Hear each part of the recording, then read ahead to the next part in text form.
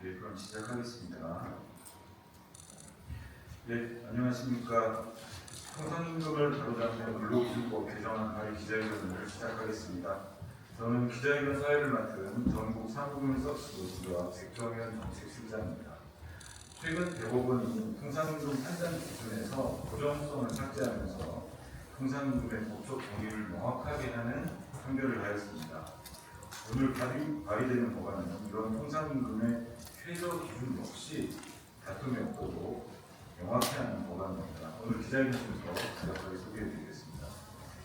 국회 환경노동위원회에서 법안을 발의해 주신 박홍대 의원님 말씀을 먼저 듣고 이어 이 법안을 지지하는 전국 사무기금 서비스 노동조합 이재진 위원장의 말씀 듣겠습니다. 그리고 마지막 발언으로 이 문제를 지난해부터 처음 제기하셨던 악샷 손해보험 노동조합 지부 엄민식 지부장님 이렇게 세 분 발언으로 기자회견 마치도록 하겠습니다. 기자회견은 발표하는 내용으로 가름하겠습니다. 그러면 홍대 의원님과 기자회견 시작하겠습니다. 고맙습니다.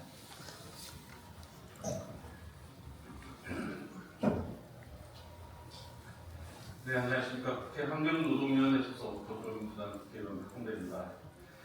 대법원처는 합의체가 조건부로 지급되는 상여금을 통상임금에 포함해야 한다는 판결을 내놓았습니다. 10년 만에 통상임금 판단 기준에서 고정성 요건을 삭제한 것입니다. 늦었지만 대법원의 상식적인 판결을 환영합니다. 통상임금은 노동자의 연장, 야간, 휴일 근로수당 등을 산정하는 중요한 지표입니다. 하지만 현행 근로기준법은 통상임금에 대한 정의조차 명확히 규정하고 있지 않습니다. 이로 인해 마땅히 인정받아야 할 노동의 가치가 평가자가 되어 왔습니다. 노동자는 노동을 제공하고 대가로서 임금을 지급받습니다.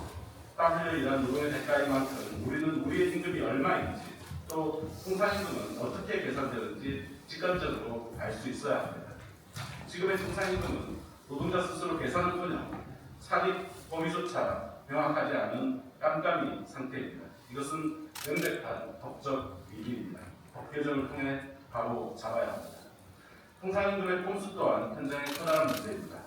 일부 사업자는 법의 허점을 이용하여 상여금과 수당 등을 난입하며 임금 체계를 복잡하게 만들고 심지어는 기본급을 최저임금에 미달하는 금액으로 지급하면서 수당을 통해 최저임금 지급조차 면피하는 꼼수도 자행하고 있는 실정입니다. 우리 사회에는 여전히 최저임금이 최고임금인 저임금 노동자들이 존재합니다. 통상임금에 대한 잘못된 관행과 꼼수는 노동자들의 권익을 파괴하고 우롱하는 것입니다. 가장 열악한 노동조건 속에서 초과 노동에 허덕이 보이는 노동자들의 정당한 결벽까지 갈취하는 현실을 이제는 바꿔야 합니다. 지난 12월 저는 통상임금의 정의를 명시하고 노동자의 임금 최저 수준을 보호할 수 있는 근로기준법 개정안을 발의했습니다. 통상임금의 정의를 근로기준법에 명시하여 법적 안정성과 즉 가능성을 마련하고 통상임금의 최저 기준을 마련하여 노동자들의 생계 안전을 위한 최소한의 수준을 보장하도록 규정하였습니다. 노동에 따른 정당한 대가는 국가와 헌법이 보장하는 노동자의 당연한 권리입니다. 이러한 모든 노동의 가치가 훼손되지 않고 저임금 노동자가 최소한의 인간다운 생활을 영위하는 대한민국을 만드는 데 앞장서도록 하겠습니다.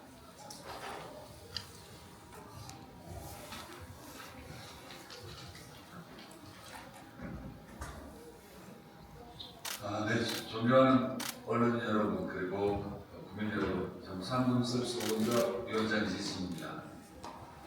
지난 21대 국회 임기 종료로 자동 폐기돼 교부금 쪼개기 방지법을 존경하는 우리 박홍대 의원님과 함께 21대 국회에서 발의한 기자회견을 하기 위해서 이 자리에 섰습니다. 박홍대 의원님께서 대표 발의하신 근로기준법 개정안은 통상임금의 법적 정의를 명확히 하여 통상임금이 최저임금에 미달할 경우 최저임금을 통상임금으로 간주하도록 하는 내용입니다. 콜센터 노동자 등 저임금 노동자들을 사측의 기본급 쪼개기가 쪼개기 꼼수로부터 보호하고 정당한 임금을 보장받을 수 있도록 하는 내용입니다. 모든 노동자가 휴일 근로수당, 연장 근로수당, 육아휴직 급여 등에서 정당한 대가를 받을 수 있도록 보장한다는 얘기입니다. 기본급 쪼개기 편법은 더 이상 용납될 수가 없습니다. 이 편법은 기본급을 인위적으로 낮추고 통상임금에서 제외되는 복지수당과 항해금을 높이는 방식으로 노동자들에게 돌아가야 할 정당한 수당을 축소하는 편법이었습니다.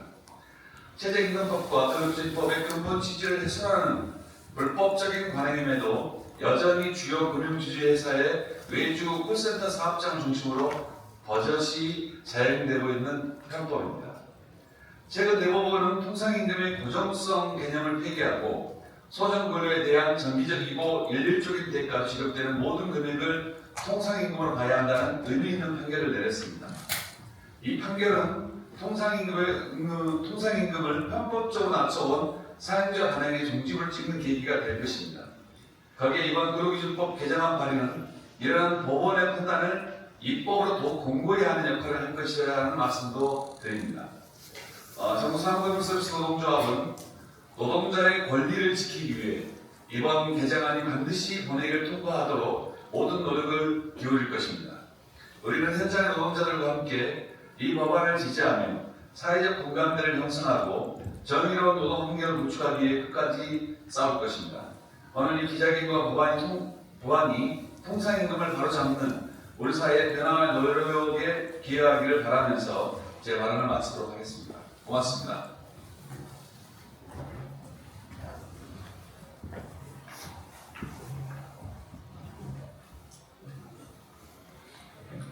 예, 현장 발언 이어가도록 하겠습니다. 저는 전국 사무금융서비스 노동조합 악사 손해보험 지부의 엄민식 지부장입니다.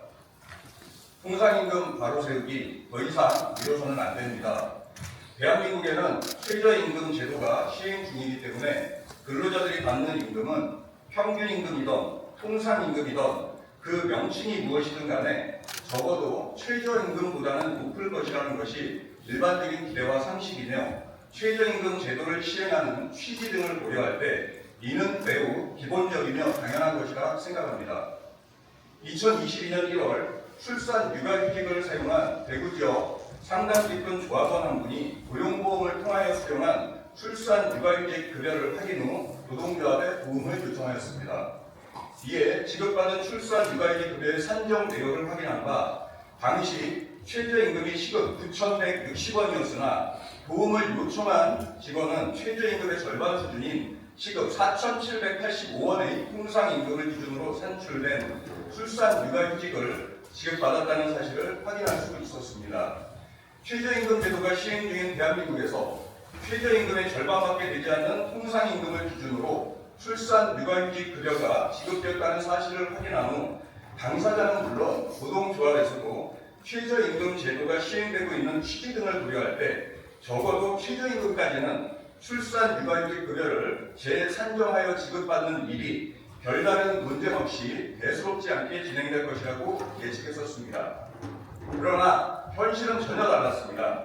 해당 직원이 출산 육아휴직 급여에 대한 이의를 제기한 시점부터 출산 육아휴직 급여를 재산정하여 차액에 대한 수급액의 지급을 확정받기까지 기간만 약 1년 정도가 소요되었고 인터넷 국민신문고를 시작으로 대구 서부고용지원센터, 고용노동청 서울서부지청, 고용노동청 대구서부지청, 세종시 고용노동부 근로기준 정책과 등에서 반복적인 주쟁과 논쟁을 되풀이해야 했던 것은 물론 각 부서마다 통상임금을 얼마로 어떻게 산정하여 지급할 것인지에 대한 각기 다른 이견으로 각 부서, 각 부처가 서로 다른 결과를 도출하는 어이없는 상황도 이어졌습니다.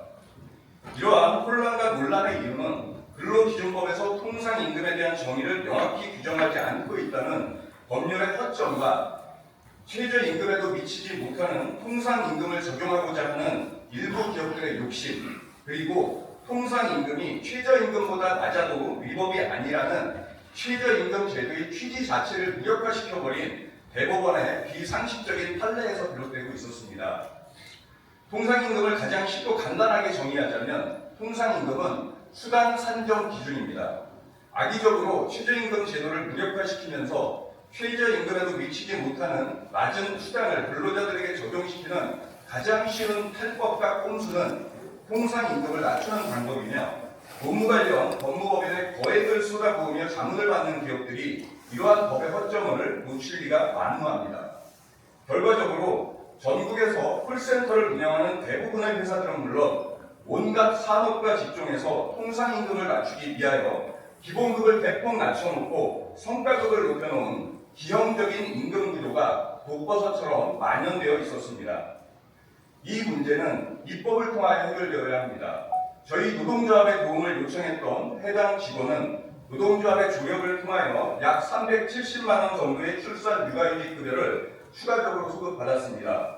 또한 제가 재직 중인 악사 손해보험에서는 2024년 임금 협상을 통하여 전체 상당직군 직원들의 성과급 중 일부를 기본급으로 전환하여 기존 100만 원이었던 기본급을 2025년 최저임금인 월 210만 원 수준으로 변경하고 상당직군 직원들의 통상임금을 최저임금 이상으로 높이는 임금 협상 합의가 이루어졌습니다. 매우 바람직하며 고무적인 현상입니다. 그러나 통상임금을 최저임금 이상으로 보장받는 것은 개별 기업들의 선이나 개별 노동조합의 교섭을 통하여 해결해야 할 문제가 아니며 법률을 통하여 대한민국의 모든 노동자가 적용받고 보호받을 수 있도록 하는 것이 매우 당연합니다. 얼마 전 대법원에서는 전원합의체 판결을 통하여 통상임금의 개념과 판단 기준에 대해서 부정성을 삭제하였습니다. 2013년 대법원 판결에서 법률에도 없는 고정성이라는 기준을 한시하여 지금까지 수많은 분쟁이 야기되었고 10년이 넘는 지금에서야 그 분쟁이 종식된 것입니다. 최저임금법을 제정한 취지나 최저임금 제도의 목적 등을 간과하고 법문에만 매몰되어 통상임금이 최저임금보다 낮아도 위법이 아니라는 비상식적인 판결 역시 서둘러서 바로 세워야 합니다. 그리고 이 바로 세움은 고정성에 대한 분쟁처럼 십수년에 걸친 분쟁과 쟁송이 아니라 본질적으로 법률 규정의 허점으로 인하여 발생한 문제인 만큼 법률 규정을 보충하고 개정하는 입법을 통하여 해결하는 것이 가장 합리적이며 타당할 것입니다. 현재 국회에는 통상임금의 정의를 명확히 하고 통상임금이 최저임금보다 낮아지는 비상식적인 현실을 고쳐나가기 위한 근로기준법 개정안이 산정되어 있습니다. 산입범위 확대로 실질적 최저임금이 감소된 상황에서 최저임금의 인상은 절박합니다. 또한 근로자들이 최소한의 삶을 영위할 수 있도록 국가가 임금의 하한선을 정하여 강제하고 있음에도 최저임금의 제도의 취지를 위협하고 있는 기업들의 악의적인 탈법을 막고 국민 모두가 상식적으로 납득하고 동의할 수 있는 최저임금 이상의 통상임금 제도를 확립하는 것은 매우 상식적이며 기본적인 것입니다. 현재 국회에 상정된 근로기준법의 개정으로 더 이상의 반복적이고 불필요한 분쟁을 방지하고 입법을 통한 통상임금의 정상화로 모든 노동자, 특히 취약 노동약자들이 보호받을 수 있도록 모두의 관심과 적극적인 지지가 필요한 시점입니다. 법안을 발의해 주신 박홍배 의원님을 비롯한 여러 의원님들께 감사드립니다. 개정안이 서둘러 통과되기를 기원하며 현장 발언을 마무리하겠습니다. 감사합니다. 네, 기자회견을 이것으로 마치겠습니다. 그럼 돌아가겠습니다.